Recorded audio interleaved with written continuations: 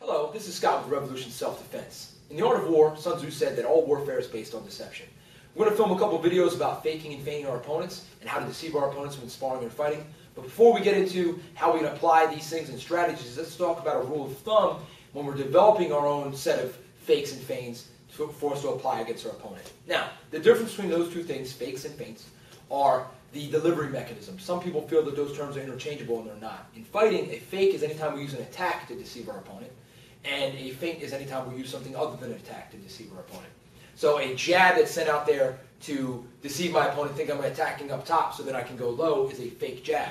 Whereas if I bring my head up to look up high, to pretend like I'm going to attack up high, then to go low, that would be a feint. So those are the differences. Now, anytime we're applying these things on our opponent, we need to take our opponent's experience level into account before we even try to deceive them.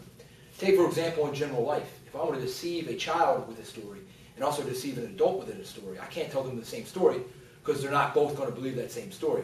For a child, I need to tell an outrageous big story for them to believe it. And with an adult, it's got to be much more subtle. Otherwise, they won't believe you.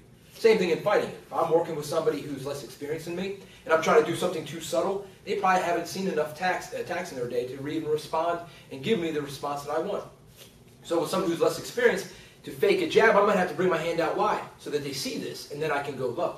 Now, with an experienced opponent, if I tell them that outrageous fake, that outrageous lie, they're probably not going to duck, slip. They're not going to do the response I want. They're probably going to see that big, huge hole, and they're going to come through with strikes, which sets me back in my agenda, obviously. So we want to make sure that we measure the fake or feint to the experience level of our opponent. So against somebody who's experienced, subtlety is more what we're looking for.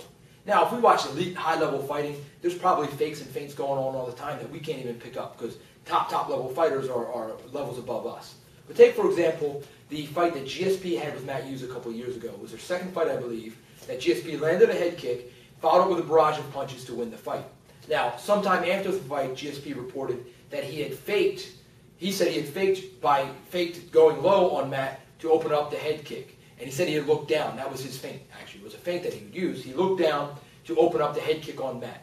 Now, when I watched the replay of it, I didn't even notice the head coming down. Now, it's been a couple years. I haven't seen it. But I don't even recall a big motion with the head. It was something probably so subtle that he looked down with his eyes just a little bit or tucked the chin just a little bit to set the trap, spring the head kick, and then win the fight. So that's an example of using a very, very subtle maneuver against a very high-level opponent. So I hope this helps. It gives you a better idea of what we're going to do when we're sparring with our opponent. You got to start thinking about these things because you can't just go out there trying to sell outrageous lies to experienced people or tell little lies to less experienced people. So try this out in sparring. Look forward to our other videos. If you don't have any actual fakes or feints in your arsenal, stay tuned. You'll get some in our further video series. Thanks a lot.